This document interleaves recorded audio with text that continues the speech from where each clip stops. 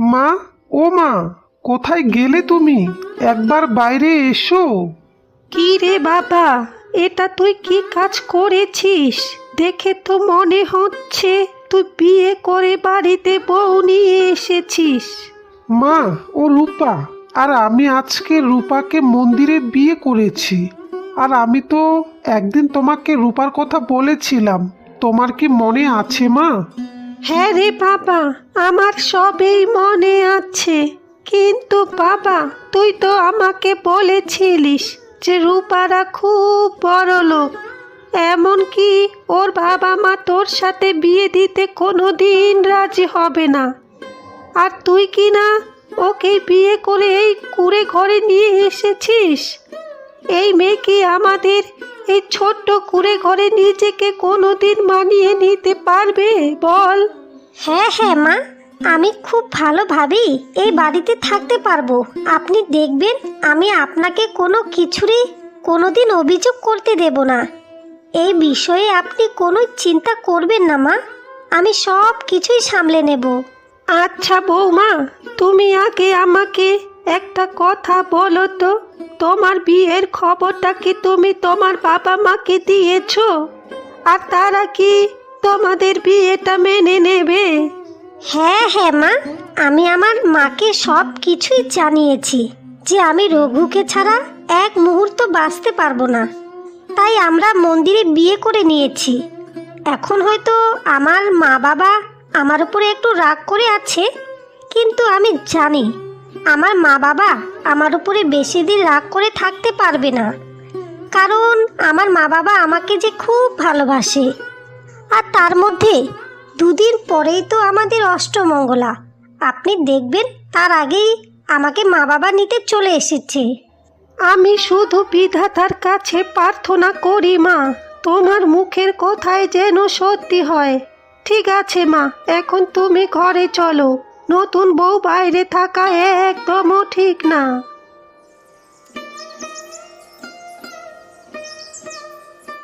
বাহ, শাকগুলো তো খুব ভালোভাবেই বাছা হয়ে গেল। যাই, এখন রান্নাঘরে তাড়াতাড়ি আগে রান্নাটা সেরে ফেলি। আমার আজকে কাজে যেতে এমনিতেই বড্ড দেরি হয়ে গেল।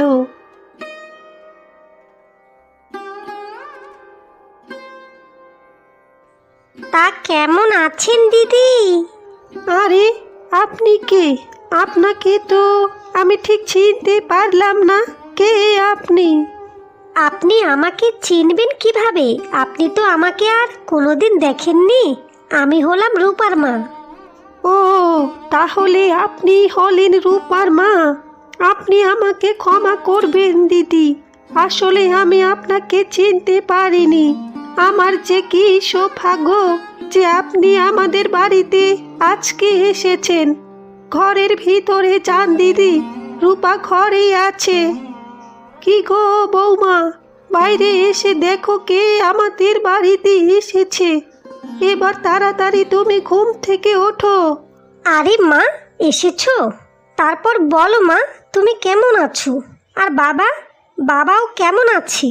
হ্যাঁ রে মা, আমরা সবাই খুব ভালো আছি। কিন্তু আগে তুই আমাকে বল তো, তুই নিজের শরীরের কি অবস্থা করেছিস? গায়ে পুরনো শাড়ি, আর তোর মুখটাও কতটা শুকিয়ে গেছে। তুই কি ঠিকঠাক মতো খাবার খাস না নাকি? হ্যাঁ মা, খাবার খাই, কিন্তু শুধুই শাক পাতা। তুমি ভালো করেই জানো মা, শাক পাতা আমার একদমই পছন্দ নয়। আমি এই বাড়িতে আসার পর থেকেই আমার মুখে কোনোদিনও মাছ মাংস মুখেই পড়েনি। খাওয়া তো দূরের কথা মা, তুই নিজের পছন্দে ভালোবেসে একটা ভিখারির ছেলেকে বিয়ে করেছিস, তারপরেও তোকে আমি কিছুই বলিনি। আমি সব কিছুই মেনে নিয়েছি, কিন্তু আমি মা হয়ে তোর এত কষ্ট কিভাবে মেনে নেব তুই বল? আমরা তোকে ছোটবেলা থেকে তোর কোনো কিছুরই অভাব দিইনি, তোকে কত আদর যত্ন করে বড় করেছি। তাহলে আজকে তুই এত বড় একটা ভুল কাজ কিভাবে করতে পারলি বল? তোর এত কষ্ট দেখার পরে আমার তো একদমই আর ভালো লাগে না রে মা। তো এখন আমি কি করব মা, তুমিই বলো। আমার শাশুড়ি মানুষের বাড়িতে গিয়ে কাজ করে এই অভাবের সংসারটা কোনো মতেই চালায়। আর তোমার জামাই কাজ খোঁজার কত চেষ্টা করছে, কিন্তু কোথাও একটা কাজ খুঁজে পাচ্ছে না। ও যদি একটা কাজ খুঁজে পায় তাহলে আমাদের সমস্যার সমাধান হয়ে যাবে মা। কিন্তু তুই ওদের জন্য এত কষ্ট করবি কেন বল? তুই বাবা জামাইকে ভালোভাবে একটু বোঝা, আর জামাইকে বল যে এই নরক ছেড়ে আমাদের বাড়িতে সারা জীবনের মতো চলে যেতে, ঘর জামাই হয়ে। তখন তুই দেখবি ওখানে তোর কোনোই অসুবিধা হবে না রে মা। মা, এখন একটু চুপ করো, তোমার জামাই ঘরে আসছে। আরে মা, আপনি আমাদের বাড়িতে কখন এলেন? আর আপনি ভালো আছেন তো মা? হ্যাঁ হ্যাঁ বাবা, আমি খুব ভালো আছি। তারপর তোমার খবর বলো, তুমিও ভালো আছো তো? হ্যাঁ হ্যাঁ মা, আমিও খুব ভালো আছি। আপনি আমার প্রণাম নেবেন মা। থাক বাবা, প্রণাম করতে হবে না। আসলে দুদিন পরেই তো তোমাদের অষ্টমঙ্গলা, তাই তোমাদের উপরে রাগ করে আর থাকতে আমি পারলাম না। যতই হোক আমার একটা মাত্র মেয়ে। শোনো বাবা, অষ্টমঙ্গলার দিনে সকাল সকাল রূপাকে নিয়ে যেও। আর হ্যাঁ, আরেকটা কথা, বেশি বেশি জামা কাপড় নিয়ে যেও। গেলে কিন্তু 1 মাসের আগে আমি তোমাদের আসতে দেব না। আচ্ছা ঠিক আছে মা, সে না হয় হবে। বাবা রঘু, একটু বাইরে আয় তো বাবা, তোর সাথে আমার দরকার আছে। আচ্ছা মা, আপনারা তাহলে কথা বলুন, আর আমি বাইরে গিয়ে দেখে আসি মা আমাকে আবার কেন যে ডাকছে। হ্যাঁ হ্যাঁ বাবা, তুমি যাও। কি হলো মা, আমাকে এভাবে ডাকছো কেন? কি বলবে বলো। বলছিলাম কি রঘু, 10 টাকা দিচ্ছি, টাকাটা নিয়ে রতনের দোকানে যা, আমাকে 2টো ডিম এনে দে। তোর শাশুড়ি আমাদের বাড়িতে আজকে প্রথম এসেছে, তাকেও তো কিছু রান্না বান্না করে খাওয়াতে হবে বল। ঘরে তো তেমন কিছুই নেই, তাই ভাবছি ডিমের ঝোল আর ভাত রান্না করে দেব। এ আবার তুমি কি কথা বলছো মা? শাশুড়ি মা আমাদের বাড়িতে আজকে প্রথম এলো, আর তাকে কিনা এই প্রথম দিনেই ডিমের ঝোল আর ভাত খাওয়াবো? আমাদের ব্যাপারে মনে মনে তাহলে তিনি কি ভাববে মা? তো তাহলে এবার আমি কি করব বল? আমার কাছে তো এই 10টা টাকাই আছে, এ টাকাতে ডিম ছাড়া তো আর কিছুই হবে না রে বাবা। আমি কিচ্ছু জানি না মা, তুমি যেভাবে পারো আমাকে টাকার ব্যবস্থা করে দাও। আমি বাজার থেকে একটু মাংস নিয়ে আসছি, না হলে শুধু ডিমের ঝোল দিয়ে শাশুড়ি মাকে ভাত খাওয়ালে আমি তো শাশুড়ি মার সামনে আর মুখেই দেখাতে পারবো না।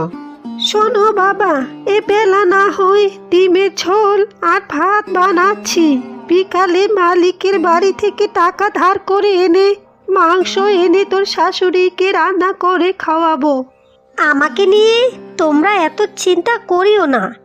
আর তুমি দাঁড়াও বাবা, আমি তোমাকে কিছু টাকা দিচ্ছি, সেই টাকাটা নিয়ে তুমি বাজারে যাও। তোমার মাছ মাংস যা খেতে ইচ্ছা হয় তুমি তাই নিয়ে এসো, কেমন? আরে মা, আপনি আবার বাইরে এলেন কেন? যান, আপনি রূপার কাছে গিয়ে বসুন। আর আমাকে আপনি টাকা দেবেন কেন? আমি মার কাছ থেকে টাকা নিয়ে এক্ষুনি বাজারে মাংস আনতে যাব। যান মা, আপনি এখন ভেতরে গিয়ে বসুন। এটা কিভাবে হয় বলো তো বাবা? ওটাও তোমার মা আর আমিও তোমার মা। আর মায়ের কাছ থেকে সন্তানরা কি কখনো লজ্জা পায়? নাও বাবা, আমার কাছ থেকে টাকাটা নিয়ে তাড়াতাড়ি করে বাজারে যাও, আমাকে তো আবার সন্ধ্যের আগে বাড়িতে যেতে হবে।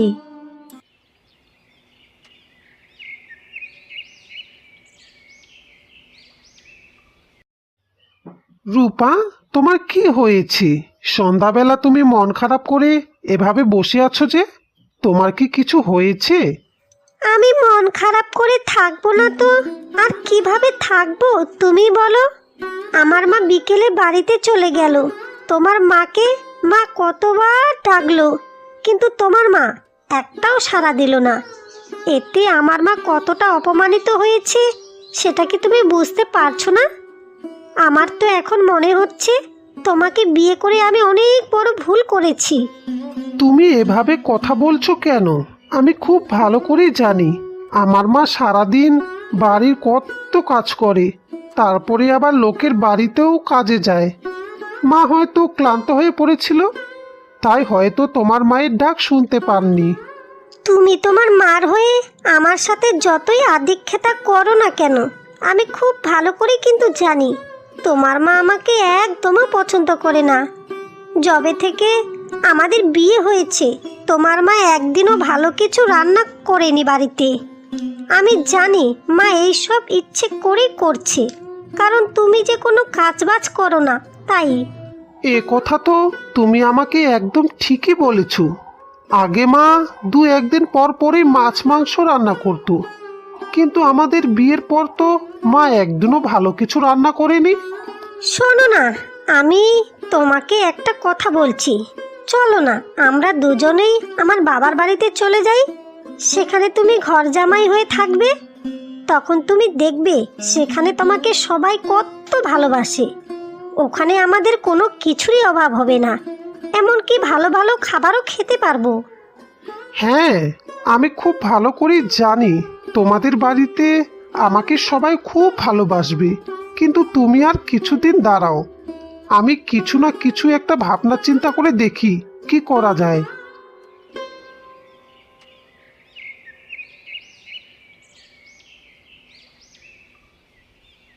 মা, ও মা, আমাকে তাড়াতাড়ি ভাত দিয়ে যাও। কত বেলা হয়েছে মা, এবার তো আমার খুব খিদেও পেয়েছে। আর তুমি এখনো রান্নাঘরে বসে বসে কি করছো? মা, ও মা, তুমি কি আমার কথা শুনতে পাচ্ছ মা? বাবা, তুই আর একটু অপেক্ষা কর, আমি তোর জন্য এক্ষুনি খাবার নিয়ে আসছি, কেমন? এই নে বাবা, আমি তোর জন্য সকাল সকাল গরম গরম ডাল সিদ্ধ আর ভাত বানিয়েছি। নে বাবা, তুই তাড়াতাড়ি খেয়ে নে। ধুর মা, এই রোজ রোজ ডাল সিদ্ধ আর না হয় শাক পাতা, এইসব খেতে খেতে আমার মুখটা এবার পচেই গেল। অন্য কিছু ভালো রান্না বান্না করতে পারো না তুমি? তুই বল তাহলে এখন আমি কি করব? আমি মানুষের বাড়িতে গিয়ে কাজ করে যে কটা টাকা পাই, সেটাতে তো চাল আর ডাল আনতেই আমার শেষ হয়ে যায়। তুইও যদি কিছু কাজ করে টাকা পয়সা রোজগার করতিস, তাহলেও না হয় তোর কাজে টাকা দিয়ে মাছ মাংস আনা যেত। কিন্তু তুই তো কোনো কাজকর্মে না করে সারাদিন শুধু এদিক ওদিক করে ঘুরে বেড়াস, আর প্রত্যেক দিন এটা খাবো না ওটা খাবো না নিয়ে আমার সাথে খুব খিটখিট করিস। এ কি মা, তুমি তো আমাকে শুধুই কাজের কথাই বলতে থাকো। এই তো কদিন আগেই শ্বশুরবাড়িতে অষ্টমঙ্গলায় আমি 1 মাস থেকে আসলাম। কই, ওরা তো আমাকে কেউ কোনোদিন কোনো কাজের কথা বলেনি। আর অন্যদিকে শাশুড়ি মা আমাকে মাছ মাংস ছাড়া একদিনও ভাত খেতে দেয়নি। আমাকে তারা কত আদর যত্ন করেছে। আর মা, তোমার যখন আমাকে নিয়ে এতই অসুবিধা, তাহলে ঠিক আছে, আমি আর এই বাড়িতে থাকবো না। আমি আজকেই মানে এখনই আমার শ্বশুর বাড়িতে চলে যাব। আর আজ থেকে আমি ওখানেই থাকবো সারা জীবন ঘর জামাই হয়ে, বুঝেছো? রূপা, ও রূপা, তুমি তাড়াতাড়ি এখনই ঘুম থেকে ওঠো আর উঠে তৈরি হয়ে নাও। আমরা এখনই তোমার বাপের বাড়িতে চলে যাব, থাকবো না আর এখানে। রূপা, ও রূপা। হ্যাঁ হ্যাঁ, আমি এখনই তৈরি হয়ে নিচ্ছি, আর জামা কাপড় যা আছে সব কিছুই এখনই গুছিয়ে নিচ্ছি, তুমি শুধু একটু দাঁড়াও।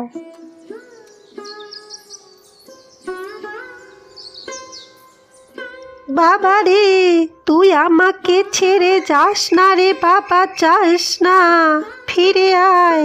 দরকার পড়লে আমি তোকে ভিক্ষে করে মাছ মাংস খাওয়াবো, কিন্তু তুই এই বাড়ি ছেড়ে চলে গেলে এই বুড়ো বয়সে আমি একা একা বাড়িতে কিভাবে থাকবো? যাস না রে বাবা, আমাকে ফেলে যাস না, আমাকে এই বুড়ো বয়সে একা ফেলে যাস না। আরে জামাই বাবা জীবন, তুমি এসেছো, তা খুব ভালো কাজ করেছো। কি গো, তুমি যে এখনো বসে রয়েছো, দেখছো না বাড়িতে নতুন জামাই এসেছে? তুমি একটু বাজারে যাও, গিয়ে একটু খাসির মাংস নিয়ে এসো। বলি জামাইকে কি শুধু মাছ দিয়ে ভাত খেতে দেওয়া যায় নাকি? হ্যাঁ হ্যাঁ গিন্নি, আমি এখনই বাজারে যাচ্ছি আর গিয়ে মাংস নিয়ে আসছি। তা বাবা, তোমার খবর কি? তুমি ভালো আছো তো? না বাবা, আসলে আমি আমার মায়ের সাথে ঝগড়া করে ওই বাড়ি থেকে সারা জীবনের মতো এখানে চলে এসেছি। আজ থেকে আমি আপনাদের সাথেই থাকবো, ঘর জামাই হয়ে। ও এই কথা, তাহলে তুমি আজকে থেকে এই বাড়িতেই থাকবে? শোনো গিন্নি, জামাই যখন এখন আমাদের সাথেই থাকবে, তাহলে এখন আর বাজারে গিয়ে মাছ মাংস আনার কোনোই দরকার নেই। বাড়িতে যখন যা রান্না হয়েছে তাই দিয়ে জামাইকে এবেলা খেতে দিয়ে দাও। মাংস না হয় বিকেলে আনা যাবে। আর জামাই, তুমি খুব ভালো একটা কাজ করেছো যে তুমি ওই বাড়ি থেকে আমাদের বাড়িতে চলে এসেছো। এত কষ্টর মধ্যে কি আর থাকা যায়? তুমি আমাদের বাড়িতে থাকলে তোমার কোনোই অসুবিধা হবে না। এখন যাও তো জামাই বাবা জীবন, ভেতরে গিয়ে একটু বিশ্রাম করো। ঠিক আছে বাবা।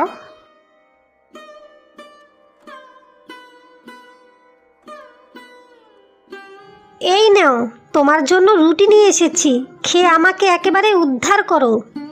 কিন্তু মা, আমি তো শুধু শুকনো রুটি খেতে পারি না। ইস, তোমার কথাবার্তা শুনে আমার মনে হচ্ছে যে তুমি কত বড় বাড়ির ছেলে। তুমি যে কত বড় বাড়ির ছেলে সেটা আমার খুব ভালো করেই জানা আছে। নিজের মা তো মানুষের বাড়িতে গিয়ে ঝিয়ের কাজ করে, তার ছেলের আবার বড় বড় কথা। শুকনো রুটি নাকি তিনি খেতে পারেন না। বলি যেটা দিয়ে খেতে দিয়েছি সেটা দিয়েই খেতে হলে খাও, আর না হলে তোমার আর খেতেই হবে না, উঠে পড়ো।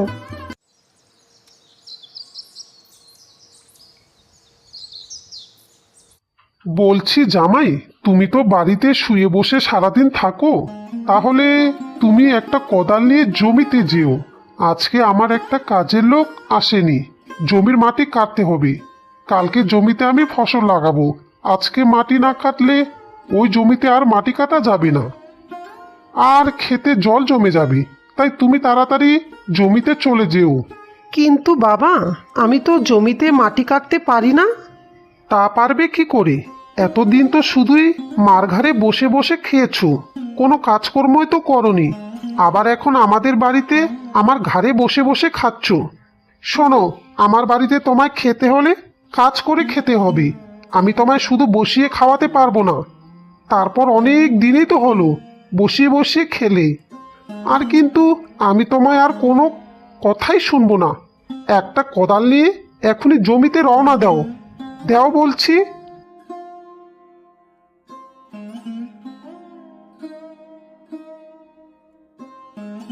আরে জামাই যে, তা জামাই, তুমি সকাল সকাল এদিকে কোথায় যাচ্ছ?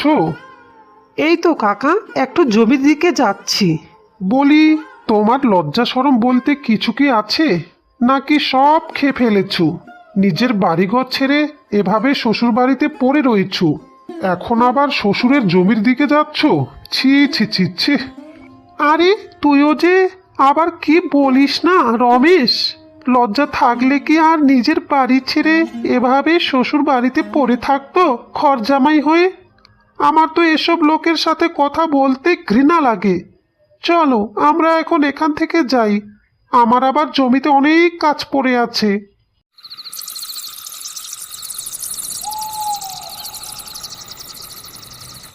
বলছি রূপা, আমাকে একটু জ্বরের ওষুধ এনে দিতে পারবে গো?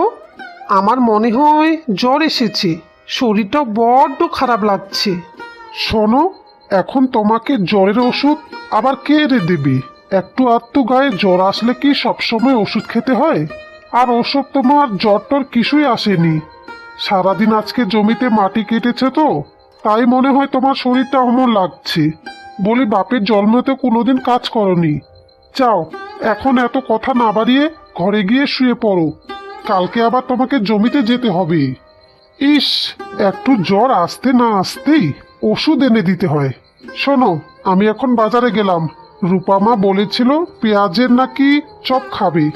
আমি বরং এখনই বাজারে গিয়ে গরম গরম পেঁয়াজের চপ নিয়ে আসছি, কেমন?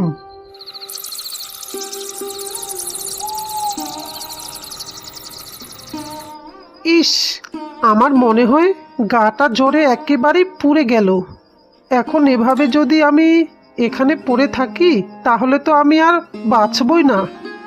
না না, কষ্ট করে হলেও আমি আমার মায়ের কাছে চলে যাই। মা, ও মা, কোথায় আছো তুমি? আমি মরে গেলাম গো মা। মা, ও মা। কি হলো বাবা রঘু, তোর কি হয়েছে? তুই এভাবে মাটিতে পড়ে গেলি কিভাবে? ওঠ বাবা ওঠ, তোর কি হয়েছে রে? ওগো, তোমরা কে কোথায় আছো? তাড়াতাড়ি আমার বাড়িতে আসো, দেখো আমার ছেলেটার কি হয়েছে, মাটিতে পড়ে আছে। ওগো, তোমরা কে কোথায় আছো? তাড়াতাড়ি এদিকে একবার আসো।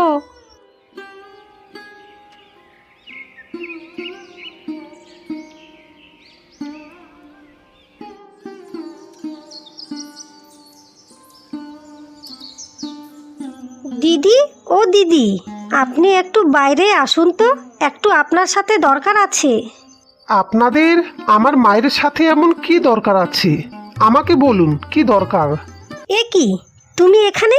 তুমি আবার এখানে কখন এসেছো? আমি তোমাকে সকাল থেকে কত খুঁজলাম, কিন্তু তোমাকে কোথাও খুঁজে পেলাম না। তাই তো তোমাকে খুঁজে না পেয়ে সোজা তোমাদের বাড়িতেই চলে এলাম। তোমার কেমন আক্কেল জ্ঞান শুনি? সকাল সকাল আমাদেরকে না বলে কয়ে নিজের বাড়িতে চলে এসেছো। ও, তাই বুঝি আপনারা আমাকে সকাল থেকে এত খুঁজেছেন? আসলে কালকে রাত্রে আমার খুব জ্বর এসেছিল। আমি যদি কালকে বাড়িতে না আসতাম আমার মায়ের কাছে, তাহলে হয়তো এতক্ষণে আমি আপনার বাড়িতে মরেই পড়ে থাকতাম। ও, তাই বুঝি। তা তুমি আমাকে ডাকোনি কেন? আমিও তো তোমার মা। কে আমার মা? আমি আপনার বাড়িতে মাত্র 2 মাস ছিলাম, এর মধ্যেই আমি আপনাদের কাছে বোঝা হয়ে গেছি। আর আমার মাকে দেখুন, দীর্ঘ 26 বছর ধরে আমাকে কাজ করে মানুষ করছি। আমাকে তুমি এবারের মতো ক্ষমা করে দাও মা। আমার অনেক বড় ভুল হয়ে গেছে। তোমাকে এভাবে একা ফেলে রেখে আমার ওদের বাড়িতে যাওয়াটা একদমই উচিত হয়নি। এখন আমি তা খুব ভালোভাবেই বুঝতে পারছি, নিজের মায়ের মতো আপন এই পৃথিবীতে আর কেউ হতে পারে না, কেউ না।